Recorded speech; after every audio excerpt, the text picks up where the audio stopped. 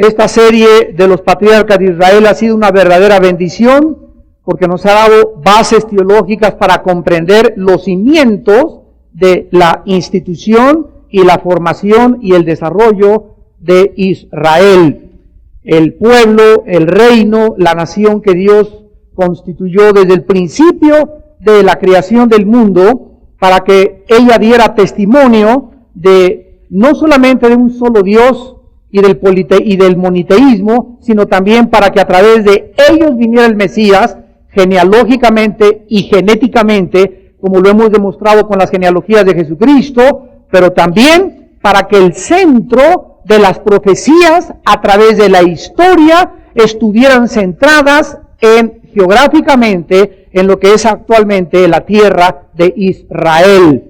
Es maravilloso que Israel sigue siendo el termómetro de Dios. Ahorita ya no hay judío ni gentil, la iglesia es el paréntesis, cuando Dios terminó con Israel como su pueblo y como su nación y su sacerdocio. Ahora nosotros somos la nación, somos el sacerdocio de Dios, pero Dios dice que no ha acabado con Israel, porque cuando Él venga, Romanos 11, 25 al 27, 2 Tesalonicenses 2, Apocalipsis capítulo 17, 18, 19, Israel será salvo y se convertirán y harán lamentación por Yeshua Mashiach, el Mesías. Así que ahorita en este periodo de la iglesia somos los beneficiarios de todo el pacto y las bendiciones de Abraham. Nosotros hemos heredado automáticamente al tener a Jesucristo, del cual provino Abraham en nuestro corazón como nuestro Salvador. Somos herederos beneficiarios de todas las promesas dadas a Abraham. Así que si tú lees el Génesis, todo lo que Dios le dijo a Abraham, somos nosotros beneficiarios. Gálatas 3 y Gálatas capítulo 4 en el Nuevo Testamento, en el Nuevo Pacto. Pero vamos a ver en esta noche a 4 más de los hijos de Jacob: a Zabulón, a Isaacar, a Dan y a Gad, las bendiciones proféticas que su padre les dio antes de morir. Vamos pues a comenzar en esta noche con Zabulón.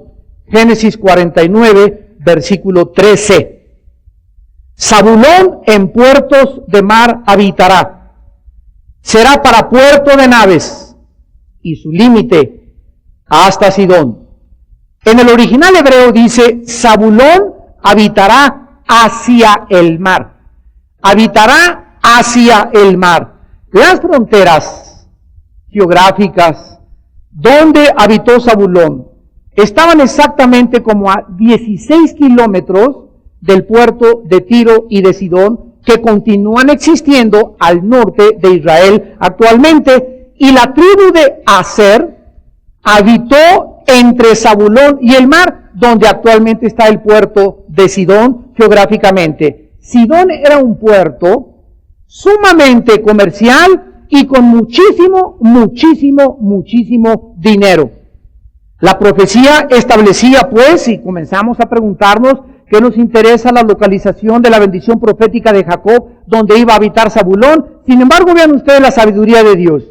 Cuando la profecía establecía que Zabulón moraría hacia el puerto o hacia el mar, nos habla que en ese periodo de tierra entre el mar y el lugar geográfico, aquí está el mar, aquí está Zabulón, en esa ruta era, tanto en el mar como en la tierra, el centro de distribución de toda la marina mercante que venía de Grecia, que venía del mar Mediterráneo, y ahí se convertía Zabulón en el receptor del comercio, del dinero, de las telas, de las piedras preciosas y de toda la mercadería que llegaba directamente ahí al puerto de Zabulón.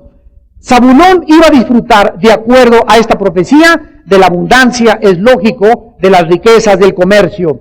En Deuteronomio 33, cuando Moisés bendice también a las tribus de Israel. Observemos lo que menciona acerca de Zabulón.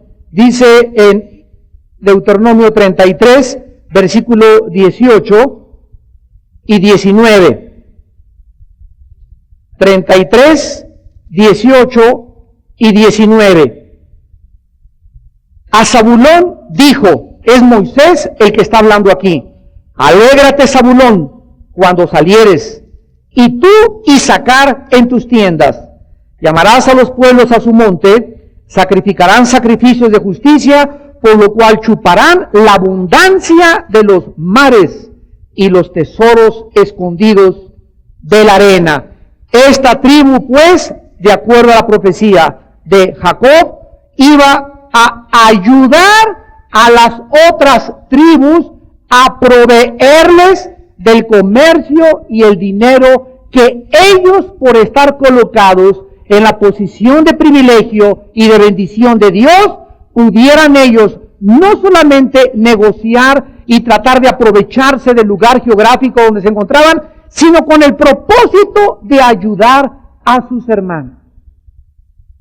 Con el propósito de que el negocio que hicieran, el dinero que hicieran, la prosperidad que tuvieran, no era para que ellos se enorgullecieran, para que ellos crecieran, para que ellos fueran bendecidos, sino para que todo aquello lo pudieran repartir a las otras tribus de Israel. Esta fue la única tribu que tuvo un territorio profetizado por Jacob, por lo que nos sugiere que fueron bendecidos por un territorio muy, muy especial, un área de mucho comercio y de muchas riquezas.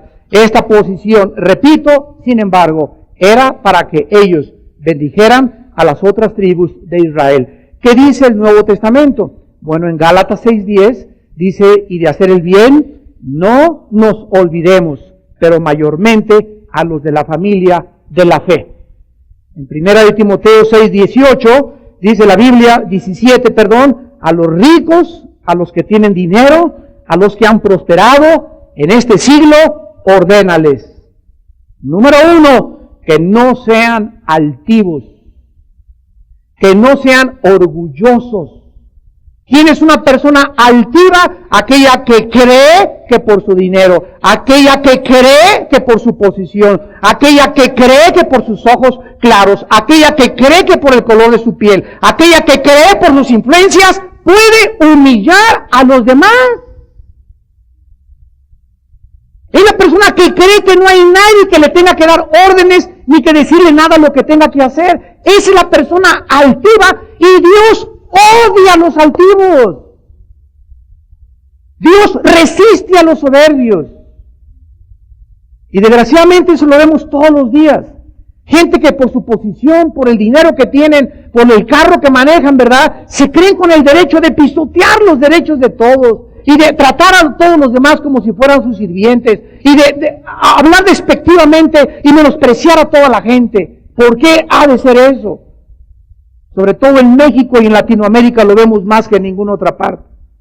Gente que Dios ha bendecido y bajan el charolazo. No sabes quién soy, y no sabes que mi tío es fulano de tal, y no sabes que soy ricón. Manda que no sean altivos. En segundo lugar, que no pongan la esperanza en las riquezas. 3, las cuales son inciertas. Cualquier persona que crea que porque tiene, su vida está segura, y como dice en la historia que contó Jesús, el del hombre que dijo, alma mía, muchos bienes tienes, disfruta, duérmete, relájate, acuéstate en tu hamaca con tu coco, porque ya todo está asegurado, tengo tanto dinero en el banco, tengo mi seguro asegurado, y oyó una voz que decía esa noche, necio, lo que tienes para quienes esta noche vienen a pedir tu alma. Pero Señor, acabo de pasar el centro médico y me dijeron que estoy bien de todo. Me hicieron check-up general y me dijeron que estoy bien de todo. Gracias a Dios que está bien de salud. Pero nuestra vida está en las manos de Dios. Y personas con salud se estrellan en un avión. Personas con salud son atropelladas. Personas con salud tienen accidentes. Nunca sabemos la forma en cómo Dios nos lleva a la otra vida. Entonces no pongamos la esperanza en lo que tenemos, como si fuera nuestro castillo fuerte, donde podemos asirnos. Versículo 18, ordénales a los ricos, a los que han prosperado, que hagan bien, que sean ricos en buenas obras, dadivosos, generosos. Noten que no dice que vendan todo lo que tienen y me sigan. ¿Por qué no dice eso? Porque Jesús le dijo eso a un muchacho que Jesús sabía que era lo que más amaba y era su ídolo. Por eso Dios le dijo eso, y por eso Dios puso a Zabulón en la posición privilegiada del comercio y las riquezas geográficamente, no para que ellos pudieran la Dolce Vita, sino para que ellos pudieran ayudar a sus demás hermanos. Génesis 49, 14 y 15, Isaacar. Isaacar, asno o burro fuerte, que se recuesta entre los apriscos, y vio que el descanso era bueno y que la tierra era deleitosa, y bajó su hombro para llevar y sirvió en tributo. La tribu de Isaacar, de acuerdo a la profecía de Jacob, sería como un burro. Pero acuérdense que los animales tienen características negativas y características positivas. Por ejemplo, cuando Cristo nos dijo que fuéramos prudentes como las serpientes, o sea, Cristo ve a una serpiente o una araña o ve a un burro y ve que tienen características positivas y negativas. Y así como nos dijo que imitáramos a las serpientes en la prudencia, y cuando tú estudias a las serpientes te das cuenta que es un reptil que nunca brinca para atrapar a su presa sin antes calcular el tiempo y la distancia del brinco. O sea, que la serpiente de cada brinco a atacar una presa falla una entre 1500 veces. Entonces, ¿qué nos quiere decir Cristo cuando seamos prudentes como las serpientes? Que antes de hacer un negocio, que antes de que te cases, que antes de que compres una casa, pienses claramente todas las ramificaciones y calcules lo que te va a costar y veas a lo que le tiras y lo pienses, pero antes de tomar una decisión que te puede costar el sacrificio y el arrepentimiento de toda tu vida. Antes de que te cases con ese mocoso, que lo revisen de los pies, juanetes, tobillos, cabellos, orejas, dónde nació, con quién fue, su hermano, su mamá. Revísale todititita su vida, porque con él te vas a casar. Investiga lo más que puedas de él, investiga lo más que puedas de ella. Una decisión para toda la vida. Y tenemos miles, y los casos más graves que tenemos los pastores en el mundo entero son matrimonios que no lo hago. Divorcios, porque no lo hacemos y creímos, pues ya no sigan creyendo. Piénsalo, sé prudente. No te adelantes, toma tiempo conocer a una persona. Son decisiones que nos marcan para toda la vida. Y Dios quiere que te cases, claro que sí, pero por favor que sea con la persona de Dios, porque el diablo nos manda hombres, nos manda mujeres, para que te hagan caer y arruinen tu vida y abortes el plan de Dios para tu vida. Entonces, Isaacar iba a ser como un burro, pero en su fuerza. Los burros tienen mucho valor en la historia antigua. Era el principal animal. No había carros, ni había grain house, ¿verdad? Ni había estrella de oro, ni había camiones como hay ahora. En aquel tiempo los burros valían muchísimos porque era el principal animal de las cargas de esos tiempos. La tribu de Isaacar sería fuerte en la característica positiva y en la característica negativa sería tercos como los burros. Y veamos en la historia cómo se cumplió esta profecía. La tribu se levantó, pelearon con mucho valor al lado de Débora y Barak. ¿Se acuerdan ustedes en el libro de los jueces qué hermosa batalla tuvo Débora al lado de Barak? Cuando las demás tribus se rehusaron a ayudar. En Jueces 5 del 15 al 18, la tribu de Isaacar permaneció con Débora y con Barak. La tribu creció de Isaacar y llegaron a 87,000 varones para el servicio militar durante el reinado de los reyes de Israel. Primera de Crónicas 7:5. Sin embargo, esta tribu, aun cuando serían muy fuertes y serían muy valerosos, tenían una debilidad que al profetizar Jacob, esto implicaba que tenían que cuidarse, como lo hemos visto, tenían que cuidarse Porque todos, amados santos de Dios, todos nosotros tenemos debilidades. Y tenemos que descubrir cuáles son esas debilidades. Hay muchas mujeres que son muy débiles emocionalmente, son muy inteligentes, tienen mucha sabiduría, pero en el área emocional, ahí es donde el diablo les pone la trampa y ahí es donde las hace caer.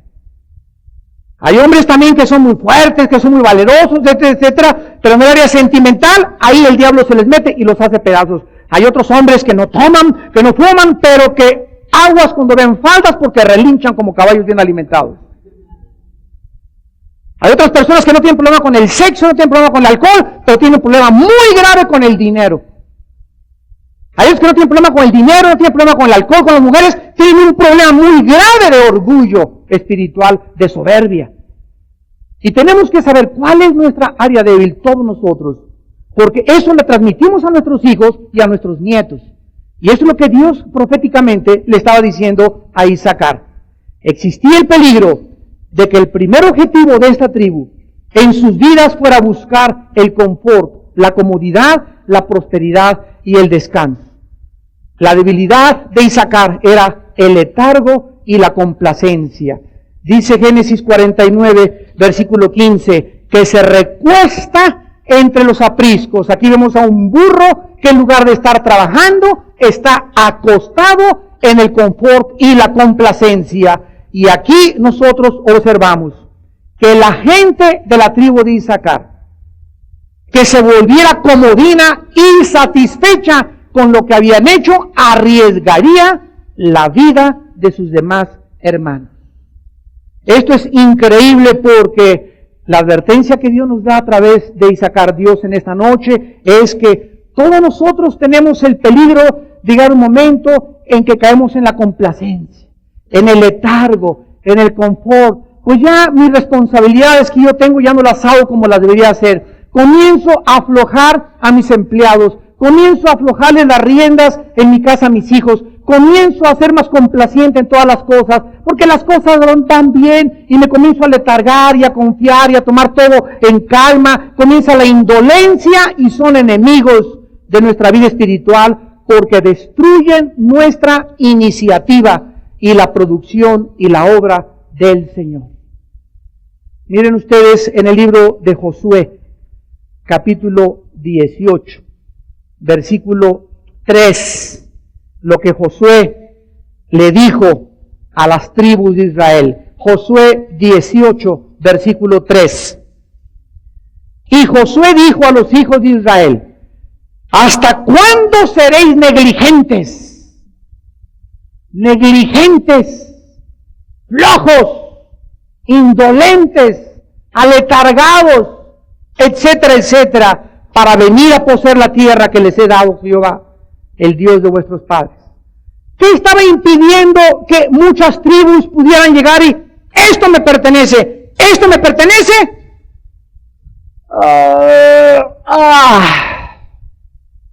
Mañana, ahí te ves, sí, está bien. La indolencia, la negligencia. Dice en Romanos 12, versículo 11, en lo que requiere diligencia, fervientes en espíritu, sirviendo al Señor. La obra de Dios requiere de diligencia de todos nosotros.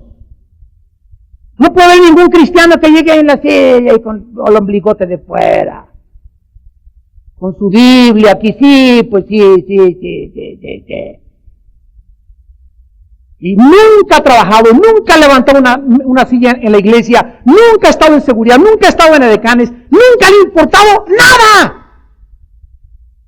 Y esta indolencia, esta flojera en tu vida de venir a poseer, ¿cómo puede Dios? Hermano, yo quisiera saber si tengo el don de lenguas. Yo quisiera saber si tengo el don de profecía. ¿Cómo puedo saber mis dones? Tú no puedes saber cuáles son tus dones hasta que no des el paso y digas: Señor, quiero servirte, quiero entrar a la escuela dominical, quiero servir este ministerio. Cuando tú estés en el servicio, ahí Dios te va a demostrar, te va a enseñar y te va a revelar cuáles son tus dones. ¿Cómo crees que tirado en la hamaca te va a decir Dios cuáles son tus dones?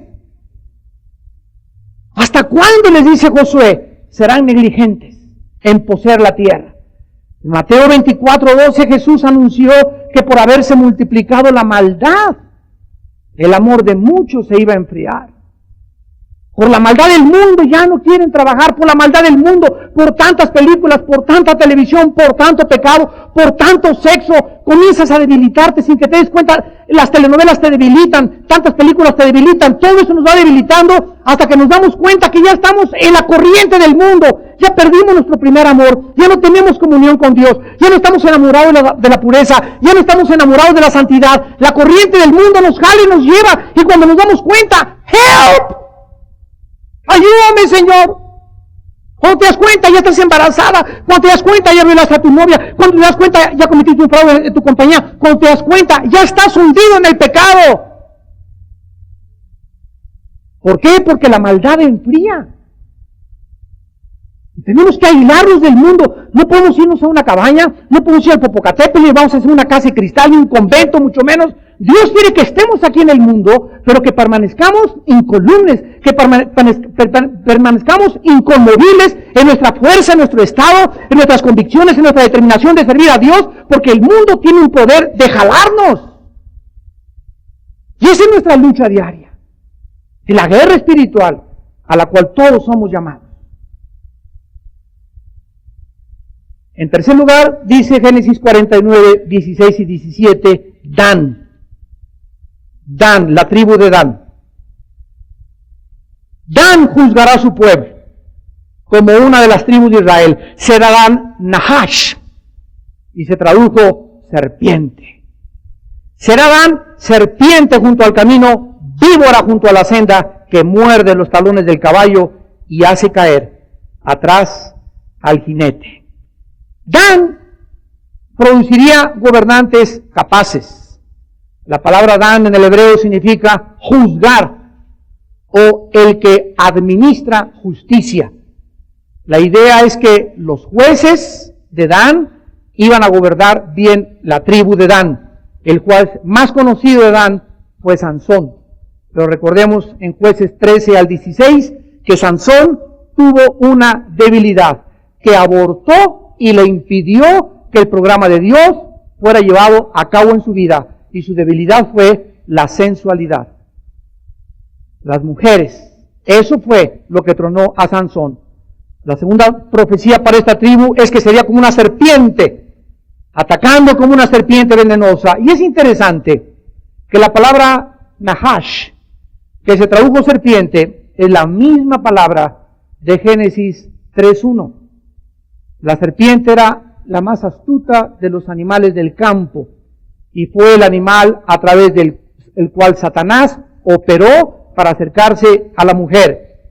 La palabra talones, aquí en Génesis 49:17, es la palabra hebrea akev. Akev, que significa precisamente el calcañar, y se usa también en Génesis 3:15. Donde dice, la simiente tuya herirá en la cabeza y la simiente de él le herirá en el calcañar. Vamos a juntar estas profecías y vamos a ver que esta profecía es una advertencia muy seria, tal vez demasiado, para todos los descendientes de Dan, porque la tribu de Dan y sus descendientes tendrían que cuidarse, número 1, de la deshonestidad, 2, de la traición y 3, del engaño. Una de las formas más fáciles de poder descubrir nuestras debilidades es ver hacia qué área del mal tienes tendencia. Hay mucha gente que es mitómana de nacimiento. Y tienen 40 años de edad y mienten con una facilidad. Así, mira, sí, hermanito, yo no fui. Pero, y se la creen, o sea, esa gente, veras, tiene un espíritu que le vino de su tatarabuelo, no sé qué, pero recibió esa maldición y él es culpable por no acabar ya con sus mentiras. Hay gente que está acostumbrada para todo a mentir. Hay otra gente que está acostumbrada a traicionar. Y la traición es una de las características más espeluznantes, terribles, que existen en un ser humano. La traición fue la característica de Judas. Y cuando tú en tu trabajo traicionas a tu jefe de trabajo, cuando tú en tu ministerio traicionas a tu jefe inmediato, cuando tú en tu ministerio o en tu vida traicionas a tu padre, traicionas a tu madre, traicionas a tu mejor amigo, cuídate, porque esa debilidad te va a arrastrar y algún día va a ser un enemigo que va a destruir tu vida espiritual. La traición. Esa tendencia que tienes de nunca serle leal a nadie. Y es algo que tenemos que alimentar, cultivar y desarrollar, la lealtad. Porque si no lo hacemos, algún día nos vamos a lamentar. Este hecho fue probado en la tribu de Dan, porque fue la primer tribu en traicionar a Dios y en levantarse ídolos en Israel, y la primera en ser deshonesta y traicionar, repito, al Señor. Ahora, es increíble que en el libro de Apocalipsis capítulo 7 del 5 al 8 no aparezca la tribu de Dan, como las tribus que van a volver otra vez a adquirir su nombre al final de la tribulación. Ustedes saben que en el año 685 a 600, en los 80 años aproximadamente antes de Cristo, en los tiempos de Nabucodonosor de Babilonia, cuando fueron llevados cautivos a Babilonia, y en el año 722 las 10 tribus a Siria, desde hace 2500 años, ningún israelita, ningún judío actualmente que existe en el mundo sabe de dónde proviene. ¿Por qué? Porque perdieron su identidad cuando fueron dispersados por todas las naciones, la nación judía. Ahora hay judíos africanos, hay judíos mexicanos, hay judíos españoles, pero nadie sabe si son de Isaacar, de Dan, de Judá. Algunos dicen que parece que sí por el apellido Leví, parece que sí son realmente la tribu Leví, pero no saben realmente de dónde vienen. Y en Apocalipsis 7 y Apocalipsis 14 aparecen las 12 tribus de Israel y no aparece Dan. Y la pregunta es ¿por qué? Es muy probable de que el anticristo descienda de esta tribu. Vamos a ver algunos pasajes. Ezequiel 21, versículo 25. Una gran divergencia existe y una gran argumentación trasciende los círculos teológicos entre que si el anticristo va a ser judío o va a ser gentil. He oído muchos hermanos que se han documentado y han llegado a asegurar que definitivamente el anticristo va a ser gentil, otros que va a ser de origen judío. Yo particularmente no tengo dudas de que el anticristo sea de origen judío. Le voy a decir por qué, voy a exponer mis razones bíblicamente. En Ezequiel 21:25 se le llama al anticristo profano e impío, príncipe de Israel. ¿Cómo sabemos de que este título, y tú profano e impío príncipe de Israel, no perteneció a algún príncipe o gobernante de Israel en los tiempos de Ezequiel? Porque a continuación dice, cuyo día ha llegado ya, el tiempo de la consumación de la maldad. O sea que cuando la maldad en el mundo llegue a su extremo, existirá un hombre con un título que le da un profeta hebreo: príncipe impío profano de Israel. Vamos a comparar esto con Daniel 11:37. Daniel 11:37. Les doy algunos segundos. Después de Ezequiel, tienen ustedes inmediatamente el libro de Daniel para que no se vayan a Apocalipsis. Dice en Daniel 11:37, y está hablando desde el versículo 36, está hablando del anticristo. Y el versículo 37, hablando del anticristo, dice que del Dios de sus padres. Y esta palabra Dios es Elohim en el hebreo. Y no dice de su padre, sino de sus padres. Y la palabra padre se aplica a los patriarcas de Israel. Muchos dicen que puede ser del Dios de musulmanes, de sus padres que fueron musulmanes, pero en el hebreo la construcción gramatical no nos permite eso. Del Dios de sus padres no hará caso ni del amor de las mujeres. Aquí la palabra amor es hemdah en el hebreo, que significa deseo de placer. O sea, el anticristo será un homosexual. Y esto es clarísimo como el agua. si va a ser el ser más depravado, más degenerado que existe y que es la obra maestra de Satanás, va a ser un ser que no va, en el original dice, no deseará el placer de las mujeres, o sea, no deseará estar con mujeres. No puede ser un eunuco tampoco, ¿verdad? Sino que definitivamente será una persona del carácter homosexual. Ahora, vemos nosotros también aquí en el libro de Daniel, que no solamente nos dice eso, sino que también en el capítulo 9, Daniel 9, versículo 26, dice, después de las 62 semanas se quitará la vida al Mesías, mas no por sí. Y el pueblo de un príncipe que ha de venir, es el mismo título que se le da en Ezequiel 21.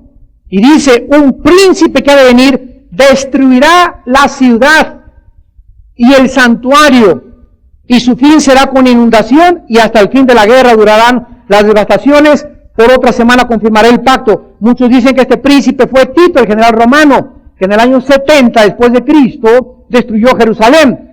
Pero aun cuando puede tener un doble cumplimiento profético, el versículo 27 nos dice que iba a confirmar un pacto por otra semana, o sea, por 7 años, y que a la mitad de la semana lo iba a hacer cesar. Esto no se ha cumplido históricamente, lo cual nos habla que otro título del anticristo es el príncipe que ha de venir. Título que se le da también en Ezequiel capítulo 21. Ahora encontramos también nosotros en Daniel 8, versículo 23. Daniel 8, 23.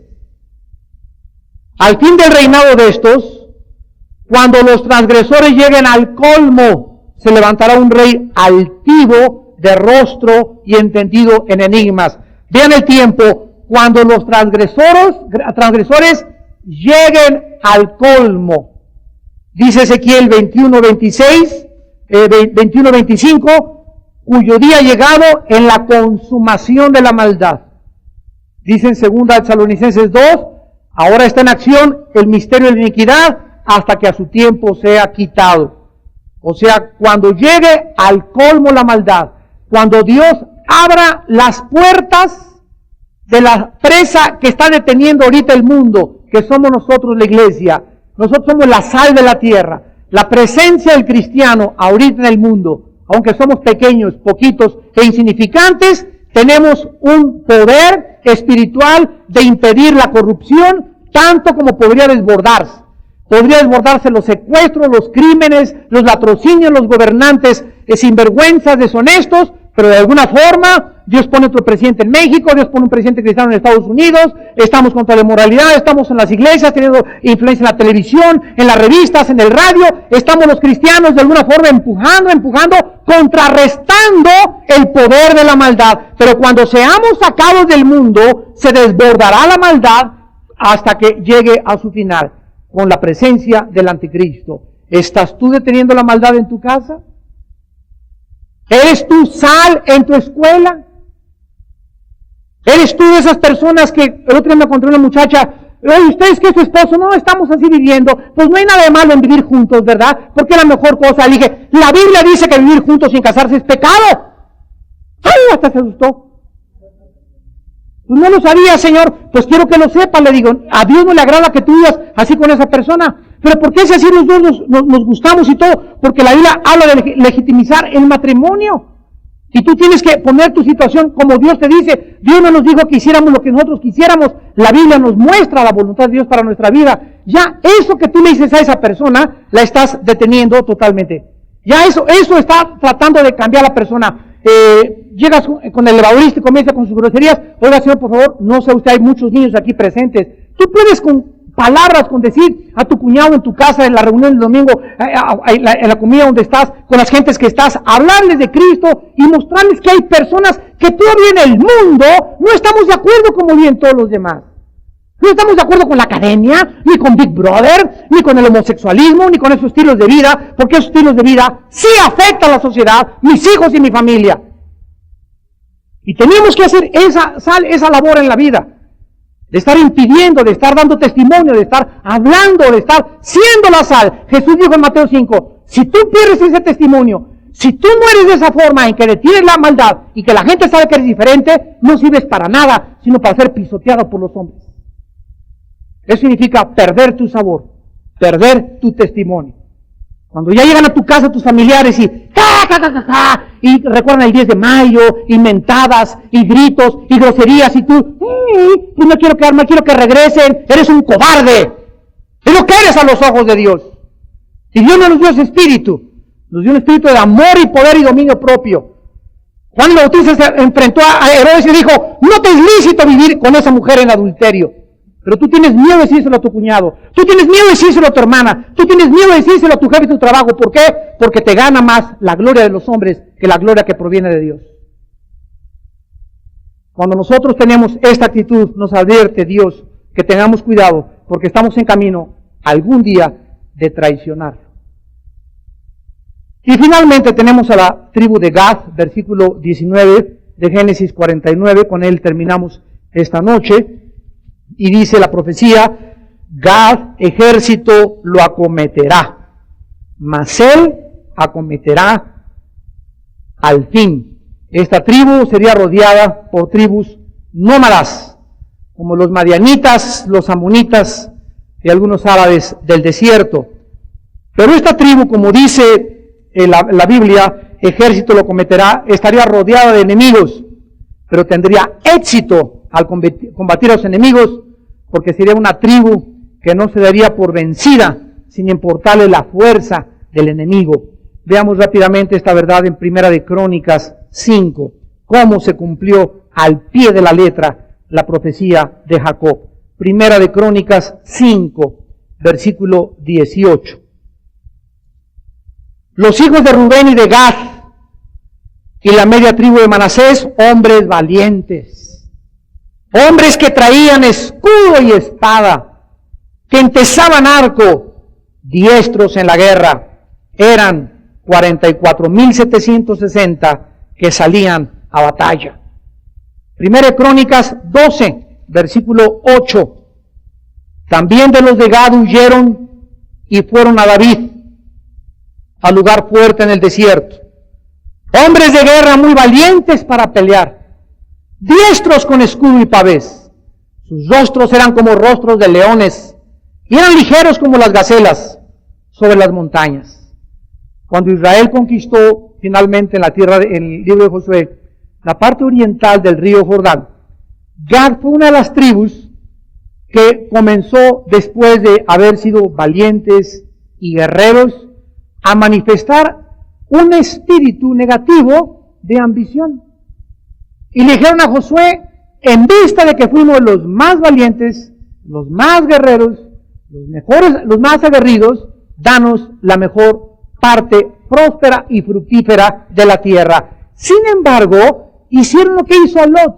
Quisieron la mejor parte donde se veían las mejores palmeras y la mejor forma de sembrar, la mejor tierra, pero era donde más enemigos ellos iban a tener, por lo que después se vio involucrada continuamente en guerras.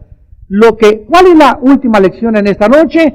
Lo que aparentemente en este mundo aparece como bueno y agradable. Mi novio tiene cara de San Martín de Porres. Qué muchacha tan linda, es de buena familia, tiene buen coche, me quiere mucho. Lo que ante los ojos y la apariencia aparece bueno delante de nosotros en la vida, no siempre lo es en el área espiritual. Cuidado. Qué advertencia tan solemne de Dios.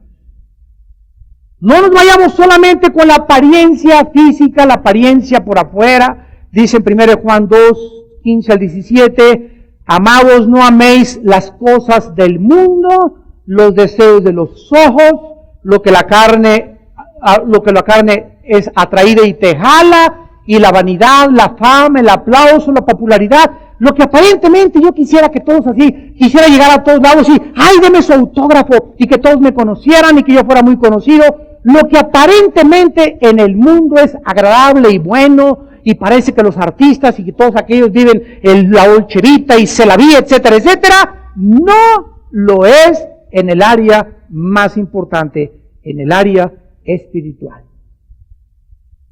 Existen lugares llenos de luces, de atracciones, de placeres, de posesiones, de lujos, de poder, de posición, de fama, de popularidad, que parecen atraernos fuertemente como lugares ideales para vivir. Pero cuidado, puede ser una trampa. El apóstol Pablo en la segunda carta a los Corintios, capítulo 6. 2 Corintios 6, versículos 14 al 18, nos escribe al respecto. 2 Corintios 6, 14 al 18. No os unáis en yugo desigual con los incrédulos. Pero se va a convertir mi novio. Cuando estemos casados, mi mamá dijo que tenía cara del niño de Atoche. Es que es de buena familia, es que ya tienen 7 años de novios. Todas estas cosas son lo que las apariencias dicen. Eso no es cristiano. No. Entonces no te cases. Porque dice la palabra de Dios, no te unas en yugo desigual con un incrédulo. Ese niño de Atoche que tiene cara, esa apariencia, ese tiempo, 8 años de noviazgo, cuando te cases a los 6 meses, vas a descubrir que es el príncipe de la Laguna Negra. Vas a descubrir áreas y facetas que nunca te imaginaste que iban a existir en su personalidad y que nunca las tenía bien escondidas. Cuídate, Dios nos garantiza que vamos a luchar y vamos a tener problemas, pero es mucho más fácil cuando te casas con un hijo, con una hija de Dios. Porque ya si no funciona, se la surte Dios. Si no funciona, se los surte Dios. Pero un incrédulo, Dios no puede tratar a los incrédulos. Es un bastardo. Tienes de suegro al diablo. ¿Qué compañerismo tiene la justicia con la injusticia?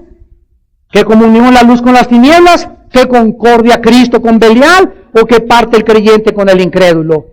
¿Y qué acuerdo hay entre el templo de Dios y los ídolos? Porque vosotros sois el templo del Dios viviente, como Dios dijo.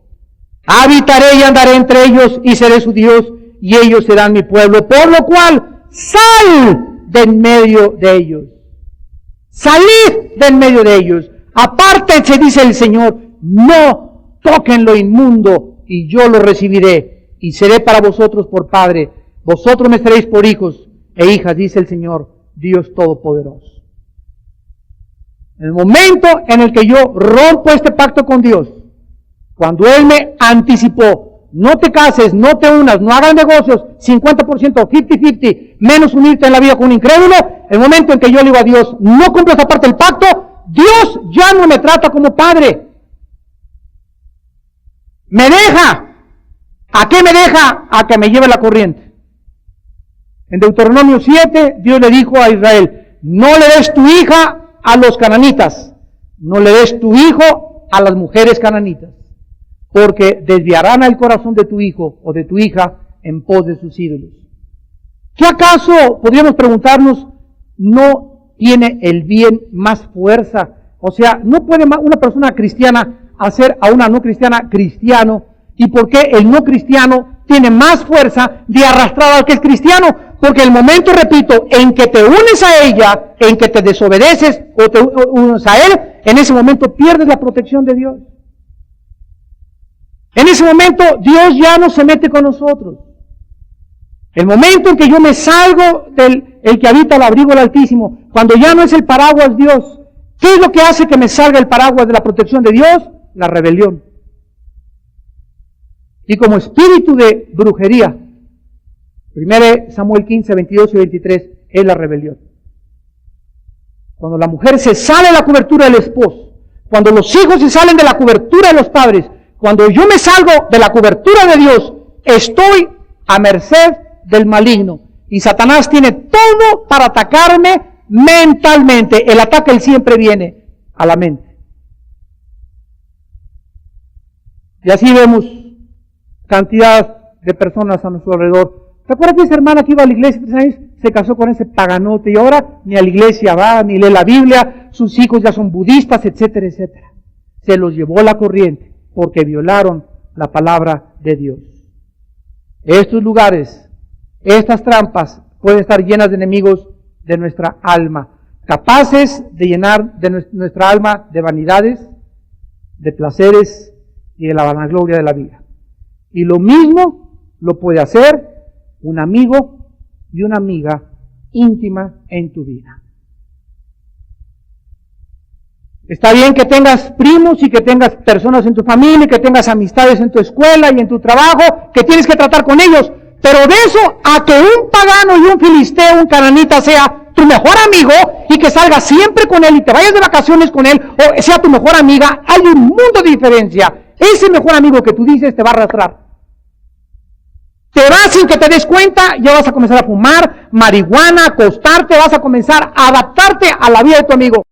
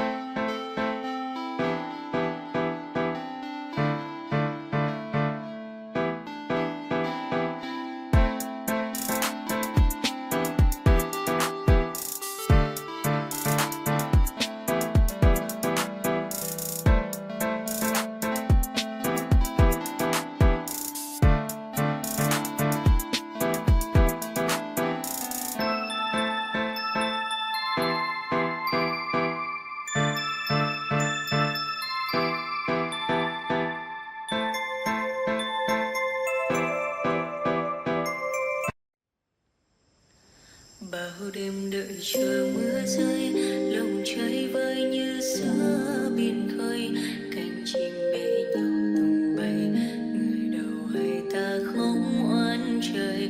Bao năm tình yêu chưa phai, giờ chia hai đôi lứa lạc nhau, nỗi gió số